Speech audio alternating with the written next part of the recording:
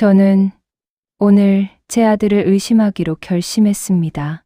이건 제 인생에서 가장 치졸하고 가장 쓰라린 선택이었지만 어쩌면 제 삶을 지키기 위한 마지막 발악이었는지도 모르겠습니다. 속으로 생각했습니다. 도대체 내가 어떤 엄마였기에 이런 결심까지 하게 된 걸까 하고요. 제 이름은 박영심이라고 합니다. 평생 새벽 공기와 설탕 냄새를 먹고 살아온 제과점 주인이었습니다. 남들 놀 때 반죽했고, 남들 잘 때 케이크를 시켰고, 남들 쉴 때 오븐을 열었어요. 인생의 절반 이상을 가게에 바쳤고, 그래서 쌓아올린 작은 재산이 제겐 전부였습니다. 그마저도 제게는 노후의 미천이고 제 아들 준성에게는 마지막 남은 기반이었죠. 그런데 인생이라는 게 참 아이러니합니다. 제가 평생 지켜온 가게와 집이 가장 가까운 사람들의 손에 의해 흔들릴 줄은 상상도 못했습니다. 가게는 요즘도 매일 아침 고소한 냄새로 가득했습니다. 저에게 제과점은 단순한 일터가 아니라 삶이었어요. 그런데 어느 날, 제 아들 준성이 갑자기 여자친구 소라와 결혼을 하겠다며 찾아왔습니다. 저는 의아했지만 아들의 얼굴이 정말 오랜만에 밝아 보였기에 반대할 이유가 없었습니다. 속으로 생각했습니다. 그래, 너라도 행복하면 됐다고요. 소라는 참 반듯한 아이였습니다. 예의를 갖추고 말끝도 공손했고 가게 일도 자청해서 도왔습니다. 두 손으로 반죽을 치대는 모습이 어찌나 야무지던지 제가 젊었을 때를 보는 것 같기도 했습니다. 저는 그 아이가 제게 다가와 묻곤 했습니다. 어머니, 이 반죽 농도 괜찮을까요? 제가 대답했죠. 좋아요. 아주 잘하고 있어요. 그러면 소라는 수줍은 미소를 지으며 더 열심히 반죽을 했습니다. 그 모습을 보며 문득 이런 생각이 스쳤습니다. 아, 이제야 좀 든든한 노년을 맞이하는구나. 내가 그렇게 원하던 평범한 행복, 소리 없이 찾아왔구나. 하지만 인생이란 건 그렇게 순탄하게 흐르지 않더군요. 어느 날이었습니다. 소라가 다급하게 찾아와 저에게 말했습니다. 어머니, 주민등록에 오류가 생긴 것 같다며 저와 함께 동사무소에 가야 한다고요. 저는 그다지 큰일은 아니라고 생각했습니다. 젊은 사람들, 요즘 하도 전산도 복잡하고 앱도 복잡하니 뭐가 잘못될 수도 있다고 생각했죠. 그래서 별 생각 없이 따라 나섰습니다. 동사무소는 점심시간이라 좀 조용했습니다. 소라는 직원에게 이것저것 설명했고 저는 옆에서 가만히 지켜보고 있었죠. 그러다 이상한 순간이 찾아왔습니다. 그 직원이 소라의 주민등록등본을 보다가 제 얼굴을 힐끗 보더니 아주 조심스러운 표정으로 제게 단둘이 이야기할 수 있겠냐고 묻는 것입니다. 그 말이 참 낯설었어요. 저요? 왜요? 직원은 머뭇거리며 제게 다른 방으로 가자고 했습니다. 그 방에 들어섰을 때 저는 알 수 없는 서늘함을 느꼈습니다. 마치 오븐에서 갑자기 불이 꺼진 것 같은 기분이었어요. 직원은 제 눈을 피하며 조심스럽게 말했습니다. 영심님, 최근에 영심님 명의의 부동산 이전 신청서가 접수됐습니다. 저는 그 말에 순간 귀를 의심했습니다. 속으로 생각했습니다. 무슨 미친 소리를 하는 거지. 내가 그런 걸 신청했단 말인가. 직원은 말했습니다. 특이한 점은 신청서에 이미 준성 씨의 전자서명이 들어있었다는 겁니다. 그 말이 제 심장을 덮치는 데는 단 1초도 걸리지 않았습니다. 눈앞이 캄캄해졌고 다리가 덜덜 떨렸습니다. 저는 겨우 입을 떼며 말했습니다. 우리 준성이가요? 제 아들이요? 직원은 고개를 숙이며 말했습니다. 혹시 가족 간의 문제로 신청한 건가 해서요. 이상하다고 생각돼서 말씀드린 겁니다. 그 순간 저는 이해할 수 없는 두려움이 가슴을 파고드는 걸 느꼈습니다. 그 아이, 제 아들이 그런 일을 할 리가 없다고 생각했습니다. 아니, 그렇게 믿고 싶었습니다. 하지만 소라의 표정은 마치 제게 들켜서는 안 되는 무언가를 감추려는 것처럼 어색하게 웃고 있었어요. 그날 동사무소를 나오는 길, 바람은 차갑고 제 손은 얼어붙어 있었습니다. 속으로 되뇌었습니다.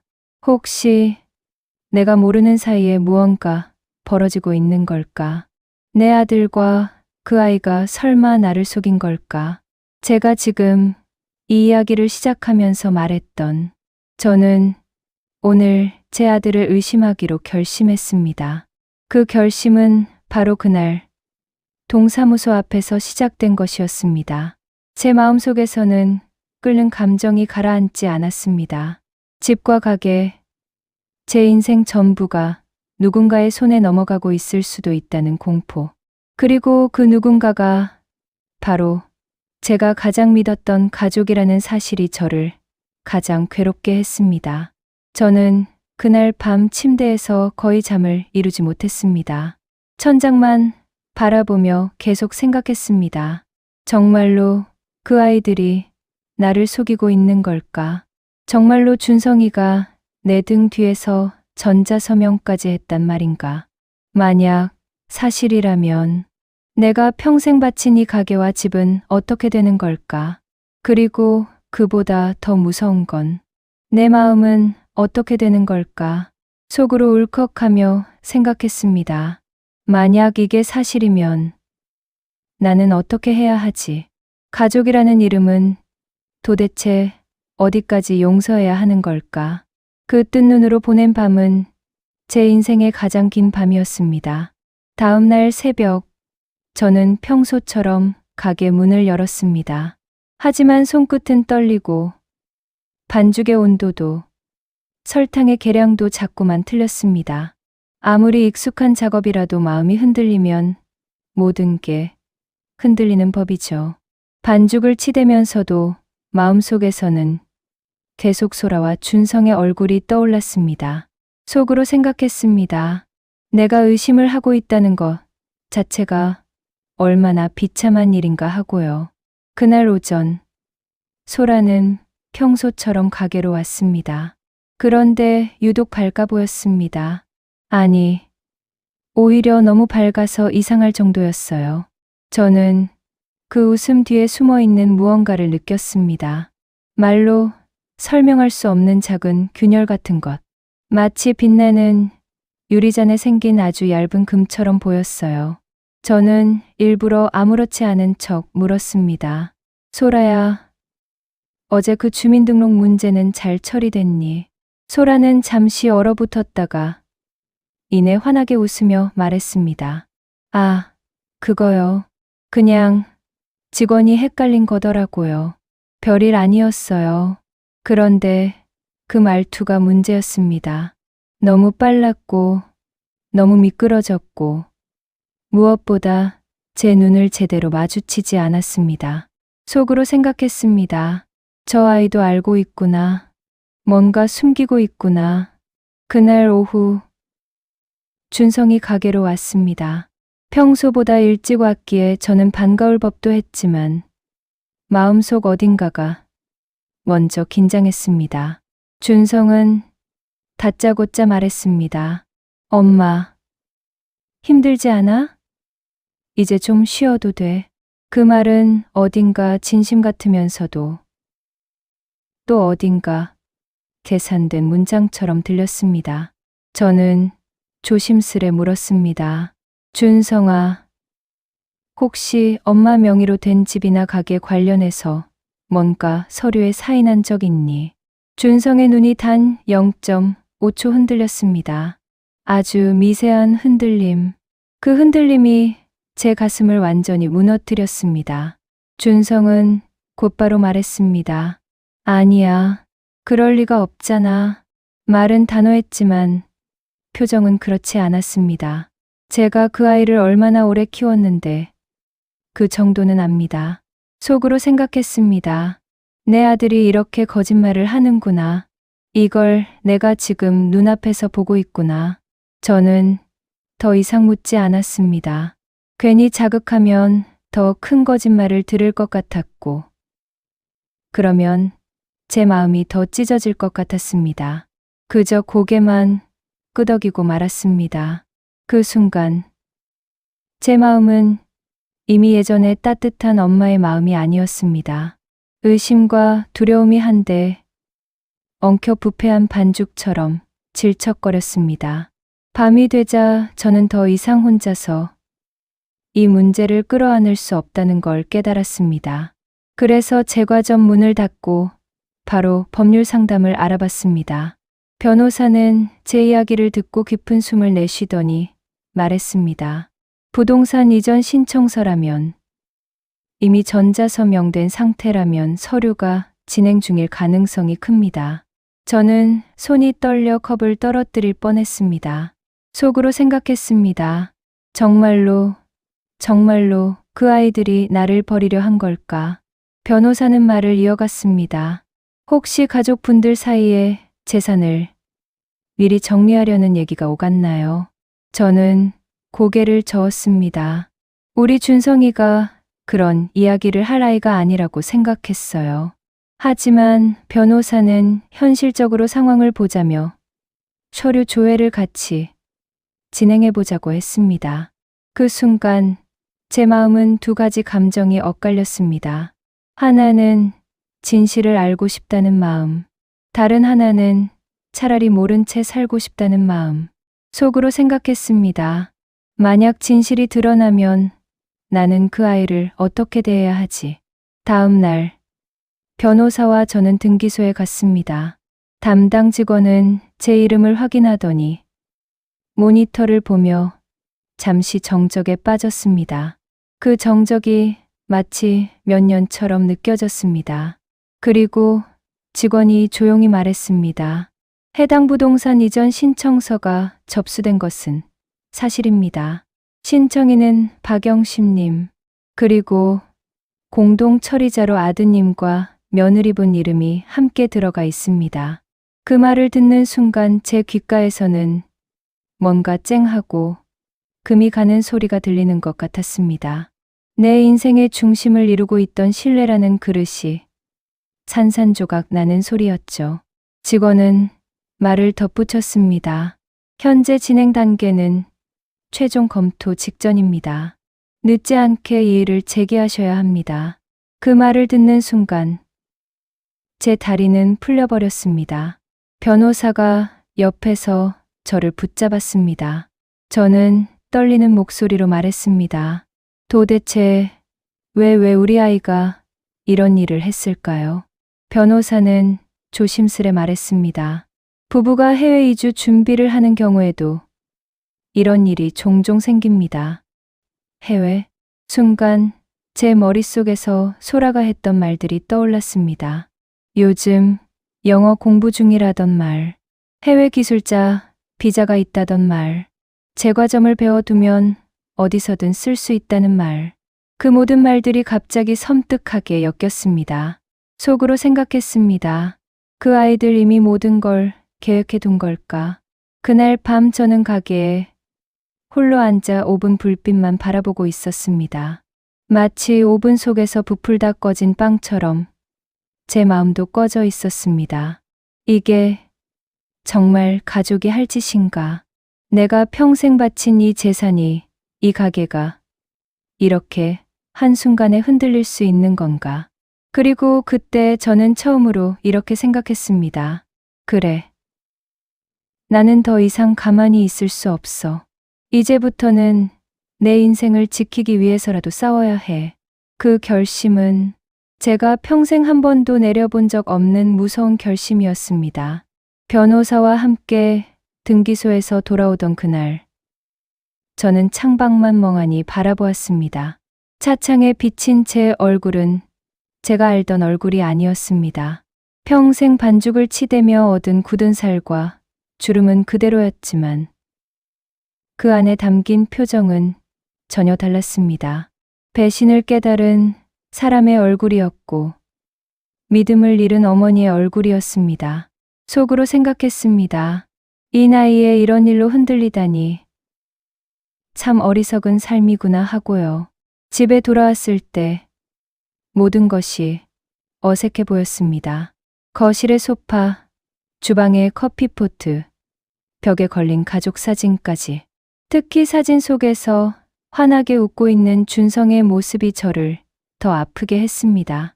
저 아이가, 내가 평생 품고 살아온 이 아이가 정말 나에게 이런 일을 한 걸까? 그날 저녁, 소라가 저를 보며 상냥하게 물었습니다. 영심 어머니, 저녁 준비 도와드릴까요? 그 말이 평소 같으면 고마웠을 텐데 이제는 마치 독처럼 들렸습니다. 저는 일부러 담담하게 말했습니다. 아니요, 오늘은 제가 혼자 하고 싶네요. 하지만 제 마음은 이미 산산조각이 나 있었습니다. 속으로 생각했습니다. 저 아이의 저 미소가 진심일까? 아니면 또 무언가를 감추기 위한 가면일까? 그날 밤, 저는 준성과 단둘이 이야기하고 싶어졌습니다.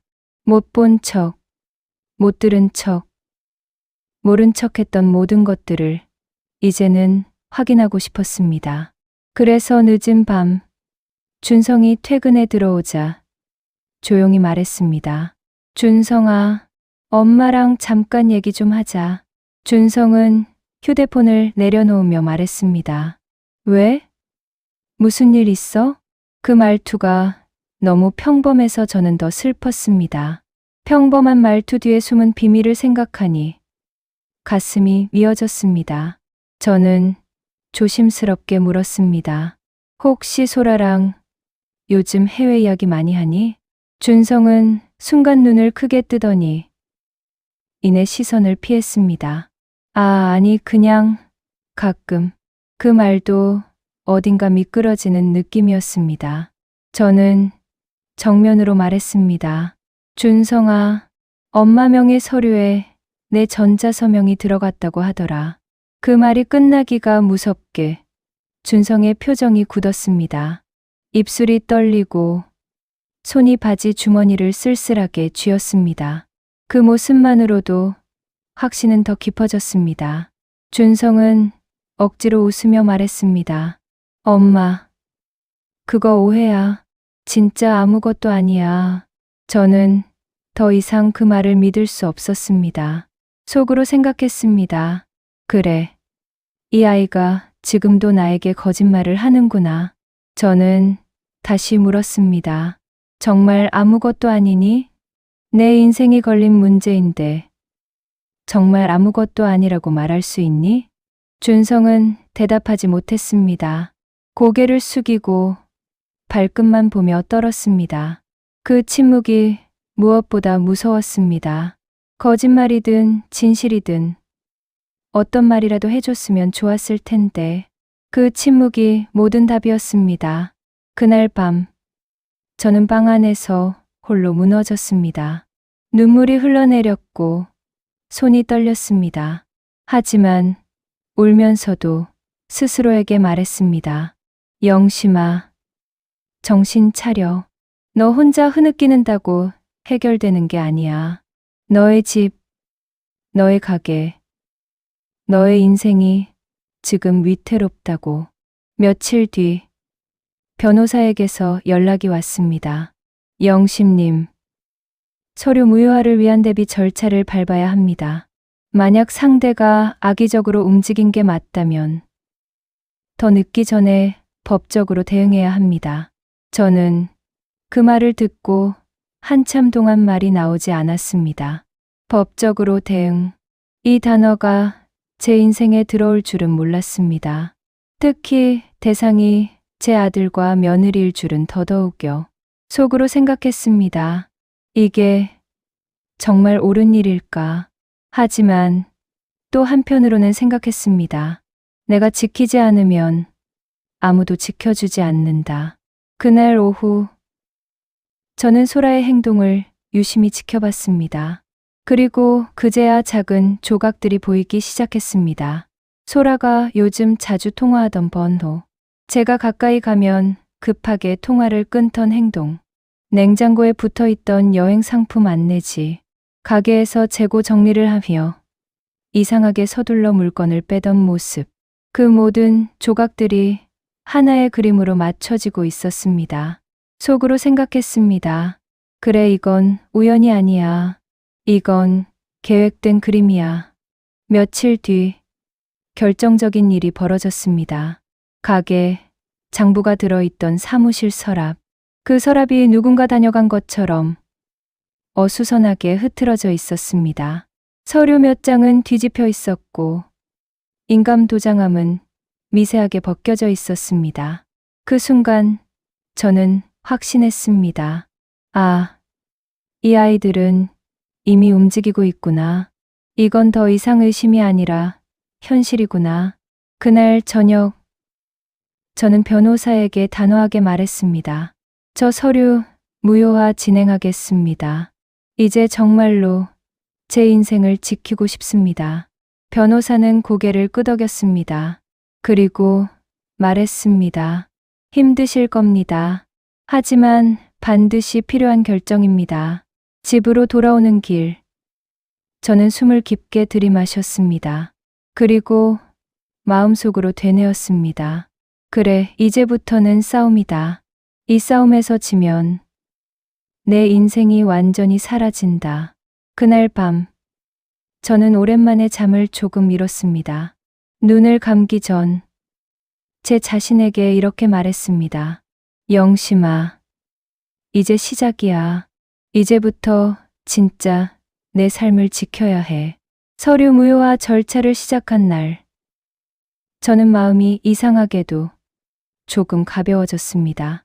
발걸음이 가벼운 것은 아니었지만 적어도 더 이상 흔들리는 마음으로 시간을 허비하지 않아도 된다는 생각이 들었습니다. 속으로 생각했습니다. 그래, 이제라도 바로잡기 시작했으니 나 자신이 조금은 숨을 쉬어도 되겠지 하고요. 그날 오후 변호사와 함께 공사무소를 다시 찾았습니다.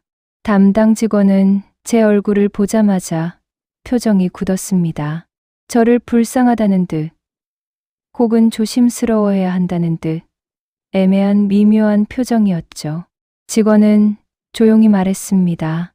영심님, 오시기 전에 소라 씨가 다녀갔습니다. 순간 제 심장이 한번 크게 내려앉았습니다. 소라가? 제가 아직 움직이지도 않았는데 소라가 먼저 동사무소에? 그건 분명 우연이 아니었습니다. 직원은 덧붙였습니다.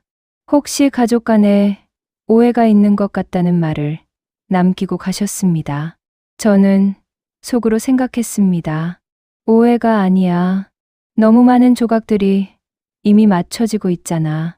변호사는 서류 무효화 요청서를 제출하며 이런 말을 했습니다. 혹시 상대가 추가 절차를 밟으려 움직일 수 있으니 가능한 한 신속히 처리해 주십시오. 직원은 고개를 끄덕였고 매우 심각한 표정으로 서류를 검토했습니다. 처리 과정이 진행되는 동안 저는 로비 의자에 앉아 작은 숨을 골랐습니다. 그 순간 문이 열리고 익숙한 실루엣이 들어왔습니다. 소라였습니다. 손에 들린 서류 봉투, 긴장한 듯 꽉 다문 입술. 저와 눈이 마주치자마자 표정이 굳었습니다. 저는 조용히 말했습니다. 소라야. 그 한마디가 전부였지만 그 안에는 많은 감정이 들어 있었죠. 분노, 실망, 슬픔, 그리고 마지막 남은 아주 작은 기대까지. 소라는 당황한 듯 말했습니다. 어머니도 오셨어요? 그 말투는 너무 억울함을 가장한 톤이었고 어색한 미소는 진실을 감추려는 가면 같았습니다. 저는 담담하게 물었습니다. 소라야, 너 우리 집과 가게 서류에 사인한 적 있니? 그 순간 소라의 눈동자가 아주 미세하게 흔들렸습니다. 그 작은 흔들림이 제 마음에서 또 하나의 금을 만들었습니다. 소라는 이내 침착한 목소리로 말했습니다. 저는 그런 적 없어요. 정말이에요. 준성이가 말했던 것처럼 그냥 절차적인 실수인 것 같아서 저는 그 말을 믿고 싶지 않았습니다. 정말로 믿고 싶지 않았습니다. 하지만 믿을 수가 없었습니다. 이미 너무 많은 증거와 정황들이 나를 향해 경고음을 울리고 있었으니까요. 그 순간 변호사가 조용히 말했습니다. 소라 씨, 지금 부동산 이전 신청건은 조사 중입니다. 혹시 또 다른 서류가 접수된 사실이 있나요? 그 질문에 소라는 잠시 입술을 깨물었습니다. 그리고 아주 작은 목소리로 말했습니다. 저는 그냥 준성이가 준비하라는 대로 했어요. 순간 제 가슴이 철렁 내려앉았습니다. 준성이가 준비하라는 대로? 준성이가? 소라의 말이 무엇을 의미하는지 너무나도 명확했습니다. 이 일의 중심에 준성이 있었다는 뜻. 소라는 조력자일 뿐이었다는 뜻. 제 심장은 두둥거리며 미친 듯이 뛰기 시작했고, 저는 속으로 생각했습니다. 설마 그 아이가 정말 주도한 걸까? 혹은 소라가 지금 내 앞에서 역할을 나눠 떠넘기고 있는 걸까? 변호사는 조용히 물었습니다. 소라 씨, 그게 사실인가요? 소라는 아무 말도 하지 않았습니다. 대신 고개를 숙인 채 손가락을 꽉 움켜쥔 모습이 모든 것을 말해주고 있었습니다. 직원은 상황을 파악한 듯 조용히 우리를 다른 방으로 안내했습니다. 그 방 안에서 직원은 한 장의 문서를 꺼냈습니다. 이전에 제출된 서류 외에 며칠 전 추가로 부동산 이전 동의서가 한 건 더 접수됐습니다. 그 한 문장이 제 폐 속의 모든 공기를 순식간에 빼앗았습니다. 추가 서류? 또 하나? 그러니까 아이들은 이미 다음 단계까지 준비해 둔 상태라는 뜻이었습니다. 저는 어깨가 떨렸고 손을 제대로 뻗을 수도 없었습니다. 속으로 생각했습니다. 그래, 이게 현실이야. 내가 그토록 피하고 싶었던 진실이 이제는 내 앞에서 문서로 확인되는구나. 변호사는 즉시 추가 무효화 요청을 내고 모든 절차를 중단해달라고 강하게 요청했습니다. 직원도 사안의 심각성을 느꼈는지 바로 상급자에게 연락을 넣었고, 저는 그 순간까지 아무 말도 하지 못했습니다. 소라는 조용히 말했습니다. 어머니, 정말 죄송해요. 저는 그 말에 몸이 굳었습니다. 죄송하다는 말을 할 정도였다면 이미 많은 걸 알고 있었다는 뜻 아닐까. 저는 떨리는 목소리로 말했습니다. 왜 그랬니? 내가 너희에게 뭘 그렇게 못해줬다고. 왜 이런 짓을 했니? 소라는 아무 말도 하지 못하고 고개만 숙였습니다. 그 모습이 오히려 더 뼈아팠습니다. 그 어떤 변명도 듣기 싫을 만큼. 변호사가 제 어깨에 손을 얹으며 말했습니다. 영심님, 일단 오늘은 여기까지 하시죠. 더 진행되는 걸 막았으니 이제 다음 단계 준비를 해야 합니다. 동사무소 밖으로 나오자 차가운 바람이 얼굴을 스쳤습니다. 그 바람이 마치 제게 현실을 깨우라고 따귀를 때리는 듯했습니다. 속으로 생각했습니다. 그래, 내가 여기서 무너지면 안 돼. 아직 끝나지 않았어. 집으로 돌아오는 길, 저는 하늘을 올려다보았습니다. 오늘따라 유난히 회색빛으로 드리운 구름이 무겁고 눅진했습니다. 마치 지금 제 마음 같았습니다. 그리고 저는 마음속으로 결심했습니다. 그래, 이제 더 깊이 알아봐야 해. 단순히 서류 무효화를 넘어서 진짜로 이 아이들이 어떤 계획을 세웠는지, 내 아들이 왜 이런 선택을 했는지, 지금까지는 상처받은 엄마였다면 이제부터는 제 인생을 지키는 주인으로서 움직여야 한다고 생각했습니다. 그날 이후로 제 삶은 두 가지 색으로 나뉘었습니다. 낮과 밤, 손님 응대와 서류 뒤적임, 빵 굽기와 증거 수집.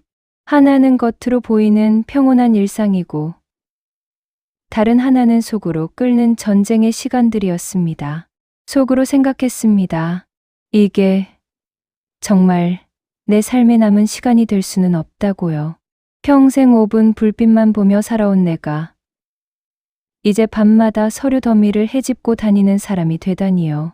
먼저 저는 가게의 작은 금고와 서류함을 다시 점검했습니다. 늘 제일 위에 놓아두던 계약서, 인감증명 사본, 그리고 오래된 은행 통장까지 손끝으로 한 장 한 장 넘기며 혹시 누군가 손댄 흔적이 없는지 살폈습니다. 그중 하나, 바로 오래전에 받았던 부동산 매매, 계약서의 도장이 이상하게 미세하게 벗겨져 있는 것이 보였습니다. 속으로 생각했습니다. 이건 단순한 마모가 아니다. 누군가 일부러 만진 흔적일지도 모른다고요. 그 증거를 들고 저는 동네의 오래된 친구이자 예전부터 제 과자를 좋아했던 구청 직원 박 과장님을 만났습니다. 박 과장님은 말수가 적고 눈빛이 강렬하신 분이었습니다. 저는 조심스럽게 말했습니다. 과장님, 제가 좀 도와주실 수 있을까요? 박 과장님은 제 표정을 보고 무언가 직감한 듯 고개를 끄덕였습니다. 그리고는 은밀히 제게 말했습니다. 영심님, 혹시 주변에 최근에 외국인이나 부동산 관련해서 이상한 연락 받은 적 있나요? 저는 고개를 저으며 말했습니다. 아니요, 딱히 그런 건 없었습니다. 그런데 혹시 특정 번호로 소라 씨가 자주 통화하더라고요. 요즘 젊은이들 번호라서 저는 잘 몰랐습니다만 과장님이 알아봐 주시겠다고 했습니다. 며칠 뒤 과장님이 전해준 번호 조회 결과는 제 예상보다 더 충격적이었습니다. 그 번호는 지역 부동산 중개업소의 등록 번호였고 동일한 번호로 여러 차례 해외 이주 관련 상담 요청도 접수되어 있었습니다.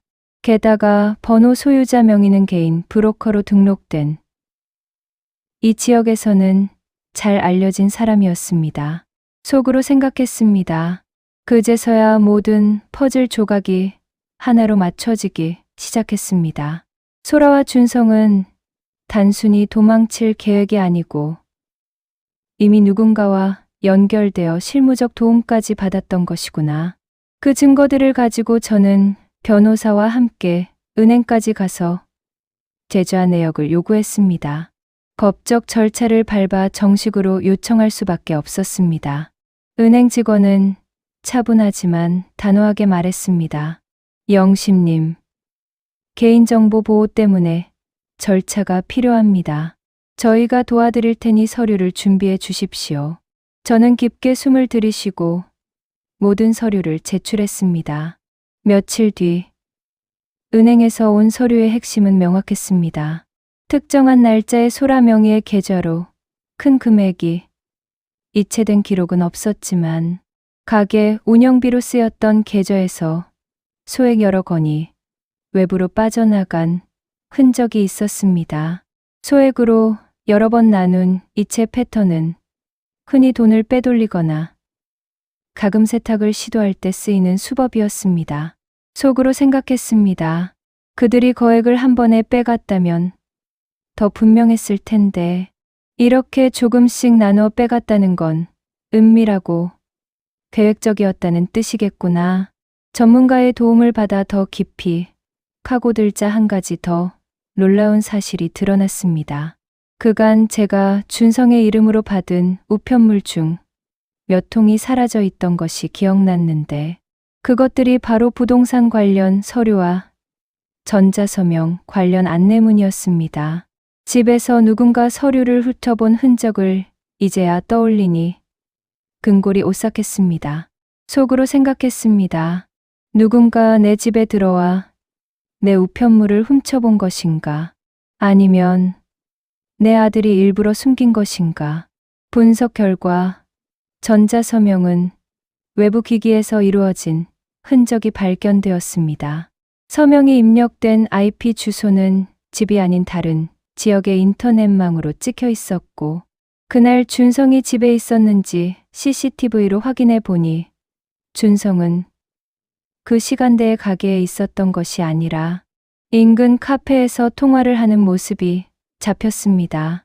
그 통화는 길게 이어졌고 카페의 CCTV 속 준성의 행동은 매우 긴장한 모습이었습니다.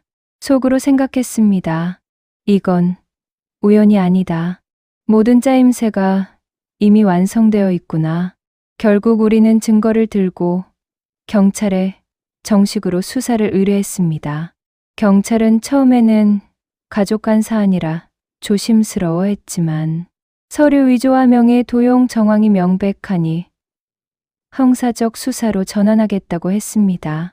그 통보를 받고 집으로 돌아오는 길, 동네 어깨 너머로 들려오는 소문들이 제 귀에 들어왔습니다. 누군가가 말하더군요. 박영심 씨, 아들이 큰일 났다더라. 집안이 시끄럽다더라. 저는 그 소리를 들으며 속으로 생각했습니다. 세상이 이렇게 빨리 돌아가는구나. 그리고 그 말들이 나를 더 단단하게 만들었습니다. 며칠 뒤 경찰의 한 형사가 제게 와서 조심스레 말했습니다. 영심님, 우리가 확보한 증거를 토대로 조사하면 준성 씨와 소라 씨 둘 다 조사를 받아야 할 가능성이 큽니다. 또한 해당 브로커와의 연결 관계도 확인 중입니다. 저는 속으로 무척 복잡했습니다. 아들이 범죄자가 된다면 그 후에는 어떻게 살지 상상조차 되지 않았습니다. 하지만 한편으로 제가 이 자리에 선 것은 피할 수 없는 현실을 마주하기 위해서였다고 믿었습니다. 그 과정에서 저는 동네 사람들과도 마주해야 했습니다. 가게에 오시는 손님들의 시선, 옛 단골들의 말투 하나하나가 제게 상처를 주는 걸 느꼈습니다. 몇몇 이웃은 조심스럽게 위로해 주었고 몇몇은 말 없는 외면을 했습니다. 저는 속으로 생각했습니다. 사람들은 누구나 편을 나누고 누구나 스스로의 편을 선택하구나. 그러나 중요한 건 내가 어떻게 나아갈 것인가였다. 그렇게 증거가 쌓이고 수사가 진행되자 준성과 소라는 점점 더 위축되는 기색을 보였습니다. 하지만 저는 그들에게 직접 들으려 하지 않았습니다. 경찰 조사가 먼저였고 법적 절차를 통해 진실을 밝히는 것이 우선이라고 판단했습니다. 제 감정이 앞서서 감정적 대응을 하면 오히려 일이 꼬일 수 있다고 생각했습니다. 속으로 생각했습니다. 내가 참아야 한다. 법의 절차에 맡기자. 감정은 그 이후에 마주하자. 그러던 어느 날 밤, 놀랍게도 준성의 친구라던 한 사람이 제 과점으로 찾아왔습니다. 그는 숨을 헐떡이며 말했습니다. 영심 어머니, 준성이는 절대로 자수하지 않을 것 같아요. 그 친구의 눈빛은 진심으로 두려움에 가득 차 있었습니다.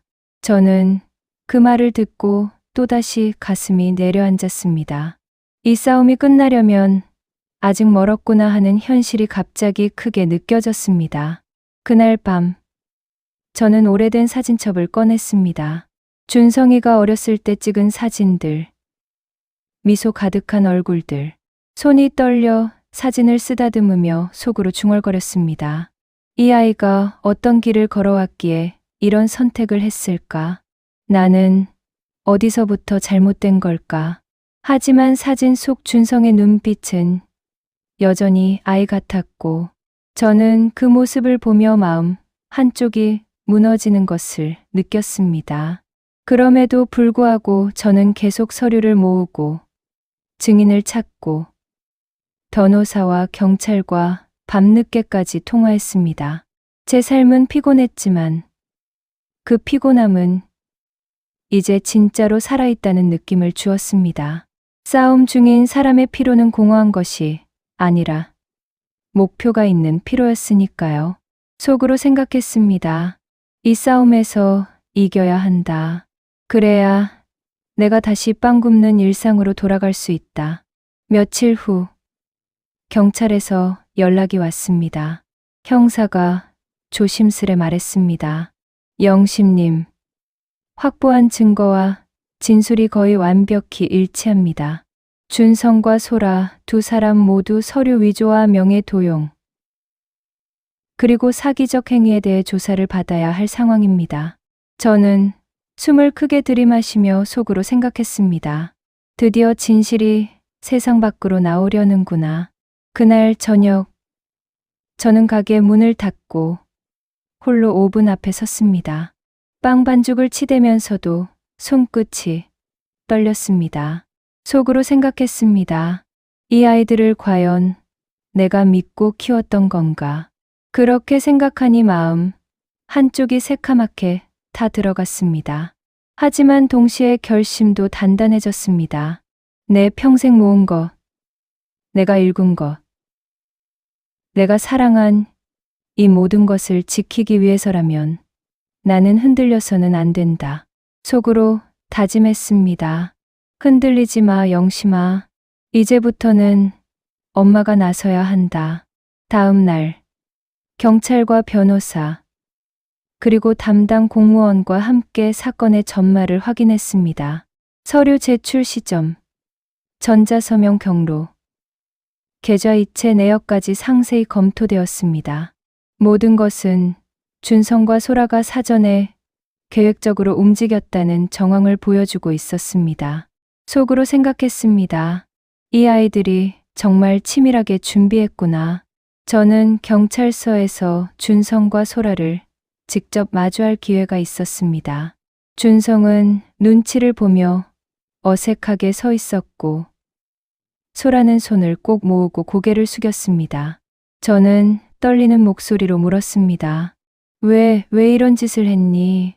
준성은 잠시 말이 없더니 결국 입을 열었습니다. 엄마, 죄송합니다. 계획이었다기보다는 상황이 그렇게 흘러간 거예요. 그 순간 소라가 준성의 팔을 잡으며 말했습니다. 맞아요. 모두 제 잘못이에요. 제가 먼저 부추겼어요. 저는 속으로 생각했습니다. 아, 결국 둘 다 책임을 져야 하는구나. 그들이 아무리 변명하려 해도 이미 증거가 모든 것을 말하고 있었습니다. 그리고 저는 생각했습니다. 이제 끝낼 때가 되었다. 수사는 예상보다 빠르게 진행되었습니다. 준성과 소라는 결국 사기 및 명의도용 혐의로 정식 기소되었고 법원의 판단을 기다려야 했습니다. 저는 집으로 돌아오면서 가게를 한 바퀴 둘러보았습니다.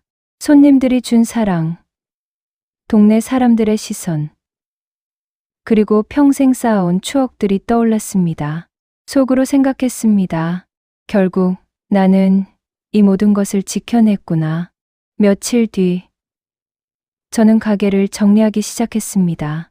수많은 재료와 기계, 오븐과 선반들을 차례로 포장하며 마음속에서 묘한 아쉬움과 자유로움을 동시에 느꼈습니다. 속으로 생각했습니다.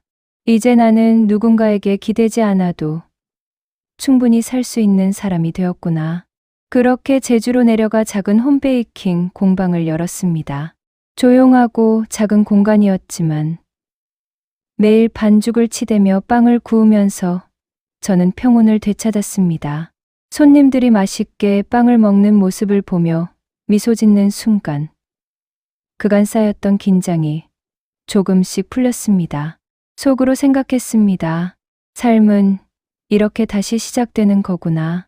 몇 주 후, 준성으로부터 편지가 한 통 도착했습니다.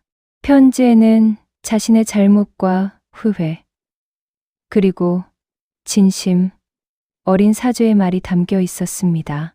읽으면서 저는 눈물이 나려 했지만 속으로는 마음속 깊이 한숨을 내쉬었습니다.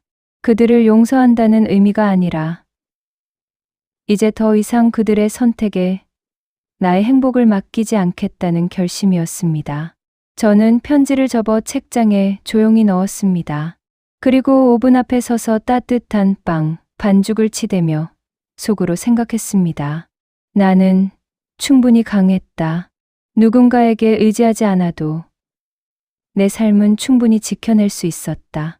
그날 저녁, 공방 창밖으로 보이는 제주 바닷바람이 서늘하게 스쳤습니다. 그 바람 속에서 저는 긴 한숨을 내쉬며 말했습니다. 이제야 나는 다시 웃을 수 있겠구나. 제주에 내려와 공방을 열고 처음 맞이한 아침. 창밖으로 스며드는 햇살과 바닷바람이 마음속 깊은 긴장을 조금씩 녹이고 있음을 느꼈습니다. 속으로 생각했습니다.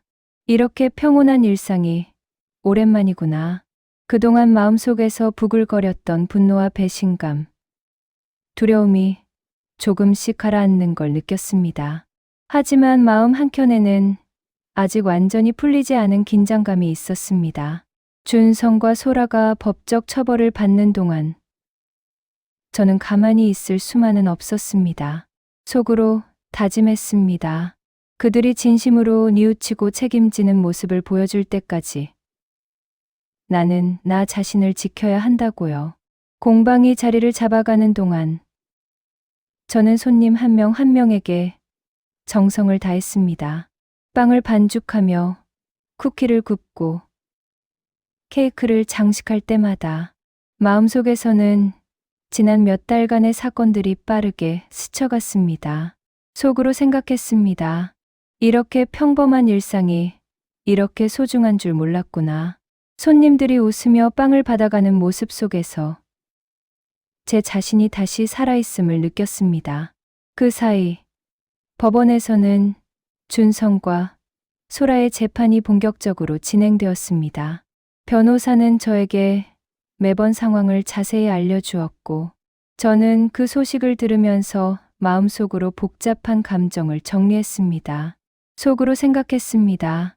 법이 이 문제를 바로잡아 줄 테니 나는 이제 그 뒤에서 흔들리지 않고 내 삶을 이어가자고. 재판 도중 준성과 소라가 나타난 모습은 참담했습니다.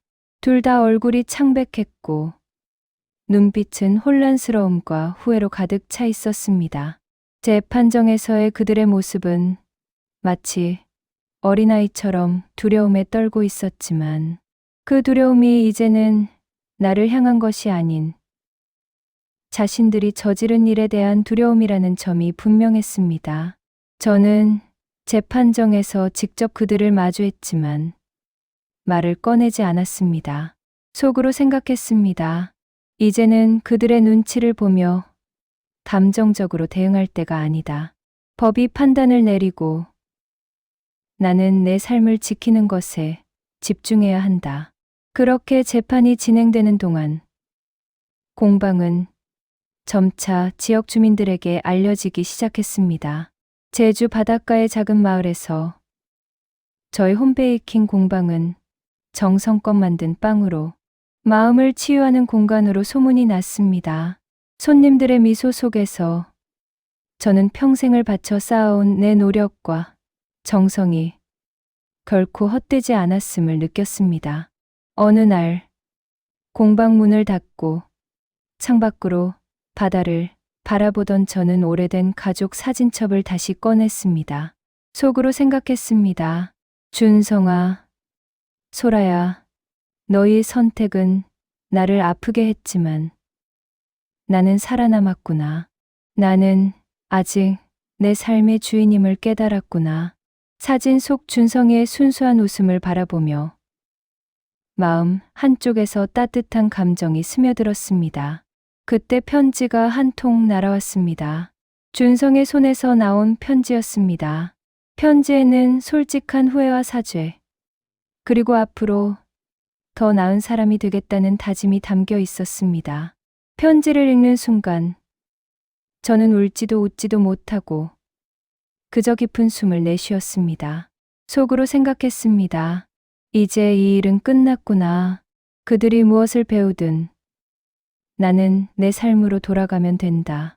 공방에서는 매일 새로운 손님들이 찾아왔고 빵 굽는 향기가 집 안 가득 퍼졌습니다. 저는 그 향기를 맡으며 속으로 생각했습니다.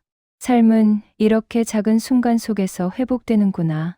지난 몇 달간의 분노와 배신감, 혼란은 여전히 남아 있었지만 그 잔여 감정은 이제 나를 더 강하게 만드는 힘이 되었습니다. 저는 창밖으로 바다를 바라보며 평생의 동지였던 오븐을 두드렸습니다. 속으로 생각했습니다. 이제는 누구에게도 흔들리지 않고 내 삶을 내 방식으로 지켜갈 수 있다고. 그동안 잃어버린 신뢰와 배신감 속에서도 나는 내 마음속 평화를 되찾았다. 그리고 속으로 중얼거렸습니다. 영심아, 이제 웃어도 돼. 누군가에게 기대지 않아도 나는 충분히 강했으니까. 제주 바닷바람이 제 공방 창문을 스치던 어느 아침, 저는 가볍게 숨을 들이마셨습니다.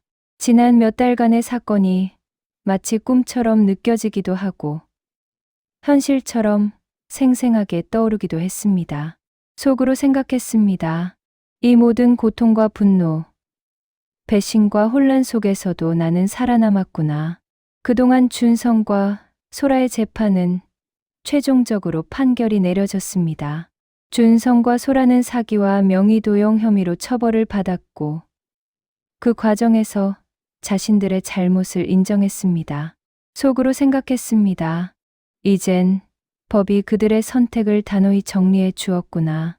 그리고 나는 그저 내 삶을 회복하면 되는구나. 재판이 끝난 후 저는 공방의 오븐 앞에서 작은 제빵 도구들을 바라보았습니다.